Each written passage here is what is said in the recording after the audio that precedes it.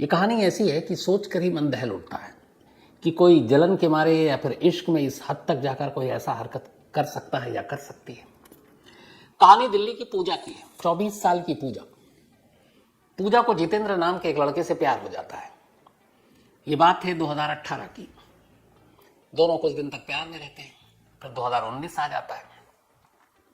अब पूजा जितेंद्र से कहती है कि तुम शादी करो। जितेंद्र तब बताता है कि मैं ऑलरेडी शादीशुदा हूं और उस वक्त उसका करीब 2-3 साल का एक बेटा था। लेकिन पूजा को जितेंद्र से प्यार था। उसने कहा कोई बात नहीं, तुम मुझसे शादी कर लो, अपनी पहली बीवी को तलाक दे दो। जितेंद्र ने कहा ठीक है, मैं अपनी बीवी को तलाक दूंगा और तुमसे शादी करूंगा। उसने कहा लेकिन जब तक गारंटी के तौर पर तुम चुपचाप खामोशी से आर्य समाज मंदिर में तो शादी कर ही सकते हो, ताकि हम पति पत्नी के एक रिश्ते के तौर पर रह सके। जितेंद्र भी इश्क में डूबा हुआ था। 2019 बल्कि 2017 में 18 में दोनों की मुलाकात हुई थी। 2019 में सितंबर के महीने में पूजा और जितेंद्र ने दिल्ली के आर्य समाज मंदिर में जाकर शादी कर ली, गुपचुप तरीके से। तो लगभग साल भर इश्क चलता रहा और साल भर के बाद अब पूजा और जितेंद्र पति पत्नी थे, लेकिन शादी खामोशी से की और आर्य समाज मंदिर में। अब शादी के बाद ये हुआ कि तुमने शादी कर ही ली है तो साथ रहो। जितेंद्र ने एक कमरा किराए पर लिया और कमरा किराए पर लेने के बाद अब वो पूजा के साथ, मतलब उन्हीं दोनों को पता था कि वो शादीशुदा है, दुनिया को नहीं। अब वो दोनों एक तरह से लिव इन में रहने लगे। जितेंद्र ने अपनी पहली बीवी और बेटी किससे किनारा कर लिया, लेकिन पूरी तरह से नहीं। वो बीच बीच में आता, अपनी पहली बीवी से ही मिलता। पूजा को यह बात बुरी लगती। वो बताता कि देखो अभी उससे मिलना जुलना जरूरी है, क्योंकि जब तक उससे कानूनी तौर पर तलाक नहीं हो जाएगा तब तक मैं तुमसे शादी नहीं कर सकता, हिंदू मैरिज एक्ट के तहत। ये बात पूजा को भी पता थी, तो उसने कहा ठीक है, तुम डिवोर्स की तैयारी करो। उसने कहा करते हैं। अब 2019 में इन्होंने आर्य समाज मंदिर में गुपचुप शादी की थी। उसके बाद 20 आ गया, 20 में आपको पता है कोरोना आ गया, जिंदगी ठहर गई। 20 के बाद 21, 22 कोरोना का कहर कम हुआ। अब इधर कोरोना काल में भी ये दोनों लंबे वक्त तक एक साथ रहे। अब जब लंबे वक्त तक एक साथ रहे तो दोनों की अच्छाइयाँ और बुराइयाँ, कमियाँ, कमजोरियाँ धीरे धीरे पता चलने लगी। अब पूजा जितेंद्र पर दबाव डालने लगी कि तुम बहुत वक्त हो गया, अब अपनी बीवी से तलाक लो, अब कोरोना का भी बहाना नहीं। उसने कहा ठीक है, लेते हैं, लेकिन इस चीज को लेकर बार बार दोनों में झगड़ा होने लगा। जब झगड़ा बहुत बढ़ गया तो 2022 के एंड में आखिरकार जितेंद्र ने पूजा को छोड़ दिया और वापस अपनी पहली बीवी और बेटे के पास आकर रहने लगा। अब ये बात पूजा को बहुत बुरी लगी, क्योंकि उसे लगा कि उसे धोखा दिया है। वो कब से कह रही है कि तुम तलाक दो पहली बीवी को, मुझसे ऑफिशियली शादी करो। और ये कोर्ट में दोनों शादी कर नहीं सकते थे क्योंकि पहली शादी हो चुकी थी, तो तलाक के बाद ही होती। लेकिन आपस में लड़ाई झगड़ा, शायद प्यार का भूत भी उतर गया था जितेंद्र का, तो उसने पूजा को छोड़ा और अपनी पहली बीवी के पास इंदरलोक इलाके में, दिल्ली का एक इलाका है, वहाँ आकर रहने लगा। और अब बेटे की उम्र भी पिछले साल 10 साल की हो गई थी। अब वो बेटे के साथ रह रहा और पूजा को छोड़ चुका है। पूजा गुस्से में। कभी कभार दोनों में बातचीत भी हो जाती थी, लेकिन अब वो जितेंद्र ने यह तय कर लिया कि वो अपनी बीवी को तलाक नहीं देगा और अपनी बीवी और बेटे के साथ ही रहेगा। शायद इस दौरान उसको अपनी पहली बीवी की अच्छाइयों का एहसास हुआ होगा। तो अब खैर रहने लगा। पूजा उधर बुरी तरह से आग बबूला। उसे लगा कि ये क्या, कैसे मुझे छोड़ सकता है और ये क्यों नहीं तलाक देता और मुझसे शादी करता। अब वो सोचने लगी कि आखिर जितेंद्र को ऐसा क्या सबक सिखाऊं जिससे उसे संतुष्टि मिले और उसका बदला पूरा हो। इसी धुन में वो लगी रही। करते करते अब 2023 आ गया। तो दिल्ली की पूजा अपने प्यार और जुनून की वजह से क्या कुछ करती है, ये तो आप सुन रहे हैं। इसी दिल्ली में बहुत सारे जुर्म होते हैं, क्राइम कैपिटल भी कहा जाता है इसको। 23 में भी दोनों के रिश्ते वैसे ही खराब थे। फोन पे बातचीत भी बहुत कम होती थी। पूजा कभी जितेंद्र के घर नहीं गई थी, जहां वो अपनी बीवी और बेटे के साथ रहता था।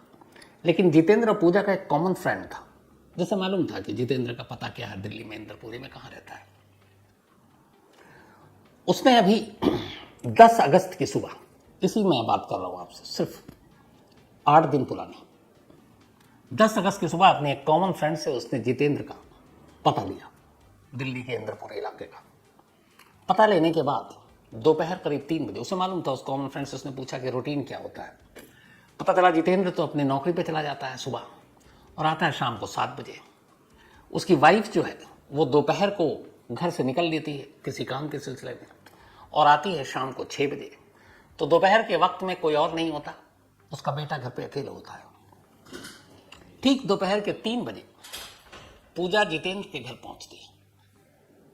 जब वो घर पहुंचती है तो देखती है कि दरवाज़ा खुला हुआ है और अंदर जितेंद्र का 11 साल का बेटा बिस्तर पर सो रहा है। पूजा अंदर जाती है, बेड पर बैठती है और उस 11 साल के सोए हुए बच्चे जिसका नाम दिव्यांशु है अपने दोनों हाथों से उसका गला घोंट देती है। तब तक उसका गला पकड़कर घोंटती रहती है जब तक कि उसके हाथ पैर ढीले नहीं हो जाते। थोड़ी देर के बाद दिव्यांशु की मौत हो गई थी। अब पूजा को लगा कि फिर यहां से कैसे क्या, क्योंकि कोई आ गया अचानक, दरवाजा खुला हुआ, पड़ोसी भी आ सकते हैं तो फौरन पकड़ी जाएगी। उसने अब दिव्यांशु की लाश को जमीन पर रखा उठाकर।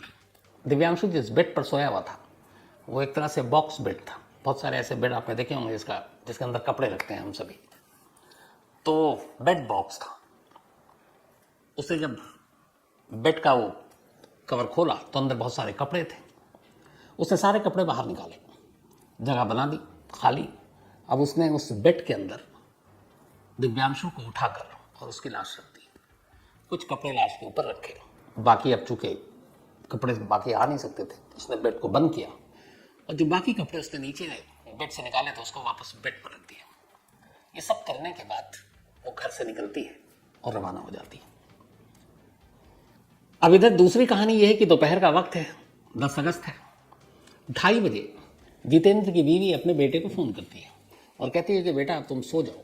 और उसका शाम को म्यूज़िक क्लास में जाया करता था करीब 5 बजे।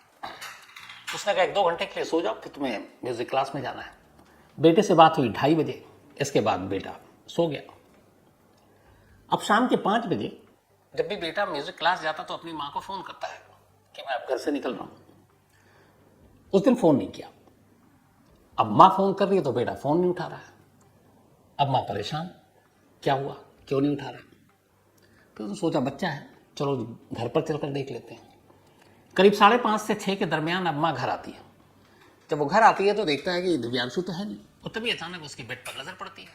ये कहती है कि बेड के सारे कपड़े और जो हमने सर्दियों के रखे हुए वो सब बेड के बाहर इस तरह से बिखरा पड़ा हुआ कैसे। ये लगा कि ये पक्का दिव्यांशु ने बदमाशी की होगी, उसने पता नहीं क्या ढूंढ रहा होगा, सारे कपड़े उसने निकाल के बाहर रख दिए और वो खुद भी नहीं है। पहले आस पड़ोस में ढूंढा, दिव्यांशु को म्यूजिक स्कूल में फ़ोन किया, दिव्यांशु आया तो पता चला वहाँ तो आया नहीं। तो इसके बाद अब डाउट हुआ कि कुछ गड़बड़ है। फिर तभी तो कपड़ों को देख कर दिमाग में तो था कि ये क्या ऐसी चीज़ ढूंढ रहा है। तो माँ को ये ख्याल आया कि शायद कोई ऐसी चीज़ है जिसको लेके वो कहीं चला गया। तो बेड में क्या रख सकता है, उनका चलो बेड खोल कर देखते हैं। कपड़ों को हटाकर अब माँ उस बेड को खोलती है। जैसे ही खोलती है अंदर उसे अपने 11 साल के मासूम बेटे की लाश दिखाई देती है। पहले तो लगता है कि शायद किसी ने मजाक में उसे अंदर डाल दिया, बेहोश होगा। चीखती है, पड़ोसी भाग कर आते हैं। इसके बाद उन्हें अब भी यही एहसास कि शायद बेहोश है। उसको फौरन नज़दीक के सरकारी अस्पताल में ले जाते हैं। अस्पताल में जब डॉक्टर देखता है तो देखता है कि ये तो जिंदा है ही नहीं, लेकिन गले पर निशान थे। डॉक्टर को देखते ही एहसास हो जाता है कि किसी ने इसका गला घोटा है। डॉक्टर अस्पताल से खुद पुलिस को फ़ोन करता है और कहता है कि यहाँ एक मर्डर केस आया। इसके बाद पुलिस मौके पर पहुँचती है और फिर पोस्टमार्टम होता है और पता चल जाता है कि ये गला घोटने से मौत हुई है। अब उधर पुलिस मामला दर्ज करती है, तफ्तीश शुरू होती है, लेकिन किसी न किसी पड़ोसी को, किसी को भी उस घर में आते जाते देखा नहीं। दरवाज़ा खुला था। अब जो पहला काम था पुलिस का, सबसे आजकल आसान हो गया, सीसीटीवी फुटेज। इत्तेफाक से उस घर के बाहर भी कैमरे लगे हुए थे। अब पुलिस ने उन कैमरों को देखना शुरू किया दोपहर से। पता चला कि जो आखिरी शख्स इस घर के अंदर दाखिल हुआ वो एक लड़की है। अब उस लड़की का हुलिया, ये सारी चीज़ें फैमिली वालों को दिखाया गया। जैसे ही जितेंद्र ने देखा वो पहचान गया। उसने कहा ये तो पूजा है। पुलिस ने पूछा कौन, फिर उसने बताया। इत्तेफाक से उसी वक्त जितेंद्र को एक कॉल आता है। सामने एक लड़की की आवाज़ थी और वो कहती है कि मैंने अपना बदला ले लिया, तुमसे सबसे तुम्हारी प्यारी चीज़ छीन ली। ये कहकर फ़ोन काट देती है। जितेंद्र ये बात पुलिस को बताता है। पुलिस नंबर देखती है लेकिन मोबाइल अब स्विच ऑफ है। अब पुलिस को मालूम था कि ये पूजा है, पूजा का पता क्या था, पुलिस की टीम वहाँ रवाना होती है, लेकिन पूजा मिलती नहीं है। अब पूरा 10 अगस्त बीत गया, 11 अगस्त आ गया, जगह जगह छापे मार रहे हैं पूजा के तमाम रिश्तेदारों दोस्तों, कहीं पूजा का पता नहीं। अब पुलिस सीसीटीवी के सहारे पूजा को फॉलो करने की कोशिश करती है कि जहाँ तक उसका घर था और जितेंद्र का जो घर था, उन तमाम जगहों से कहाँ कहाँ सीसीटीवी फुटेज में कैद हो ताकि उसका रूट पता चल सके। करीब 300 सीसीटीवी फुटेज पुलिस ने खंगाला, दिल्ली पुलिस की क्राइम ब्रांच की टीम ने। और इन 300 फुटेज को खंगालने के बाद आखिरकार पुलिस को एक लोकेशन मिला दिल्ली का, जिसका नाम है बकरवाला। वहाँ पे पूजा दिखाई दी और वो लेटेस्ट फुटेज था। तीसरे दिन यानी 13 अगस्त को आखिरकार पुलिस की टीम बकरवाला पहुँचती है और पूजा को अरेस्ट कर लेती है। अरेस्ट करने के बाद उसे लाया जाता है। वो कोई बहाना नहीं बनाती और साफ अपना जुर्म कबूल कर लेती है। कहती हाँ, मैंने जितेंद्र के बेटे को मारा है क्योंकि मुझे बदला लेना था। उसने मुझे छोड़ा अपने बीवी और बेटे के लिए, और मुझे ये लगता था कि अगर उसका बेटा ना होता तो शायद वो अपनी पहली बीवी को तलाक दे देता और फिर मेरे साथ शादी करता और मेरे साथ रहता। लेकिन बेटा उसके लिए एक बंधन था और बेटे की वजह से वो अपनी पहली बीवी को छोड़ नहीं पा रहा था। तो वो बेटा मेरी नज़रों में खटकने लगा, मेरे लिए कांटा बन गया था। मुझे लगा कि एक बार बेटे को रास्ते से हटा दूँ तो बीवी को तो वो अपने आप छोड़ देगा और फिर मेरे पास आ जाएगा, और इसीलिए मैंने उसके बेटे को रास्ते से हटा दिया। अंदाज़ा लगाइए, प्यार मोहब्बत में जिससे आप प्यार करते हैं, जिसको आप पाना चाहते हैं, आप उसकी सबसे प्यारी चीज़ को इस तरीके से छीनते हैं, और फिर आप कैसे उम्मीद कर सकते हैं कि वो आपको प्यार करेगा और पूरी ज़िंदगी प्यार करेगा, आपके साथ रहेगा, आपके साथ शादी करेगा। बट अफसोस, ऐसा कदम उठाने या इस तरह के क्राइम करने वाले लोग शायद उस पल इतने अंधे होते हैं कि इन चीज़ों के बारे में गहराई से कभी सोचते नहीं। अगर हर मुजरिम, हर कातिल एक बार कोई भी क्राइम करने से पहले उसके अंजाम के बारे में सिर्फ सोचना शुरू कर दे तो मुझे लगता है बहुत सारे क्राइम तो यूं ही रुक जाएंगे। लेकिन कहते हैं कि जब कोई क्राइम करता है तो उस वक्त उसका दिल, दिमाग, आंखें, कान, नाक, वो सब किसी की सुनती नहीं है।